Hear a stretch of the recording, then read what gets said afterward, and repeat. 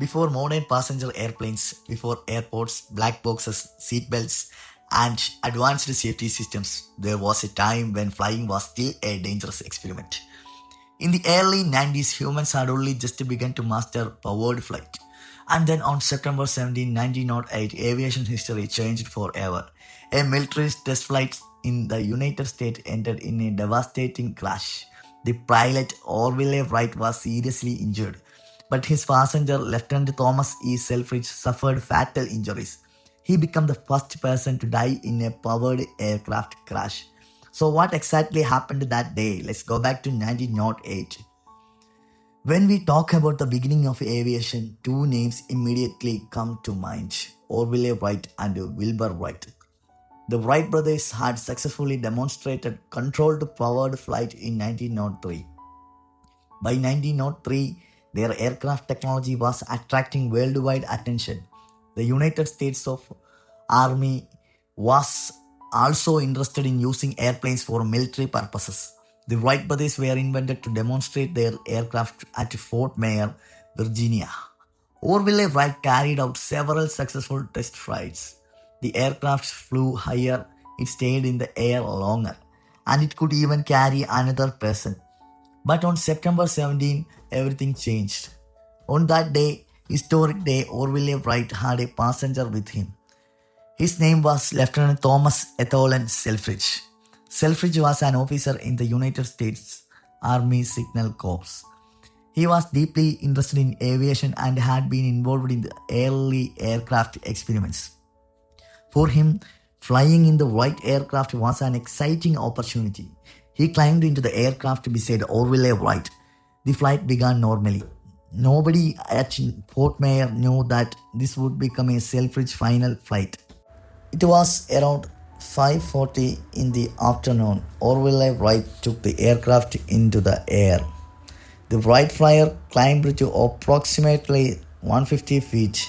For several minutes, everything appeared to be normal. The aircraft was flying through the air as expected, but then something went terribly wrong. A problem developed with one of the aircraft's propellers. A propeller blade was broken.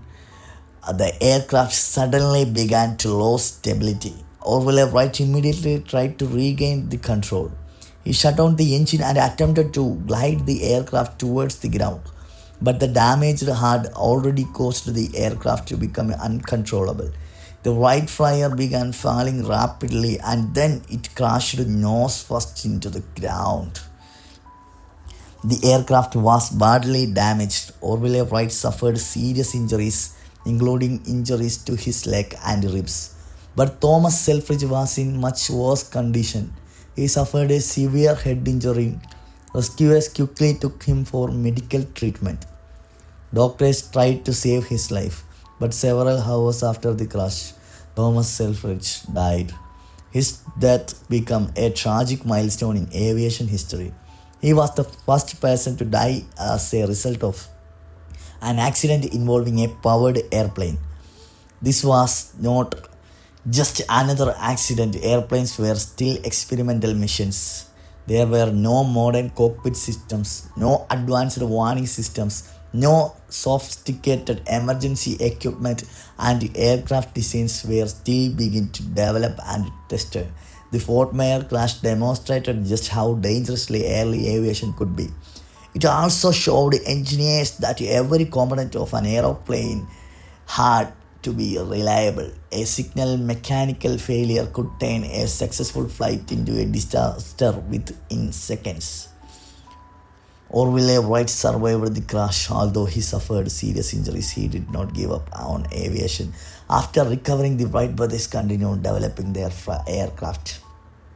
In 1909, they returned to Fort Myer with an improved aircraft. Their work eventually led to the United States Army accepting a Wright aircraft for military use. So, despite this terrible accident, the development of aviation continued, and the lessons learned from early crashes helped shape the future of aircraft design and safety.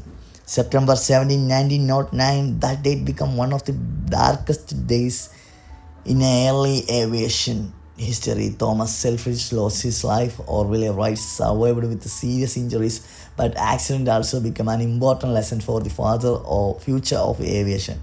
Today, flying is one of the safest forms of transportation, but modern aviation safety was not created overnight. It was built through decades of research, testing, failures, and unfortunately, sometimes losses of life. Thomas Selfridge became part of that history. This was episode 1 of History of Aeroplane Crashes. This story of the first fatal accident involving a powered airplane. But this was only the beginning.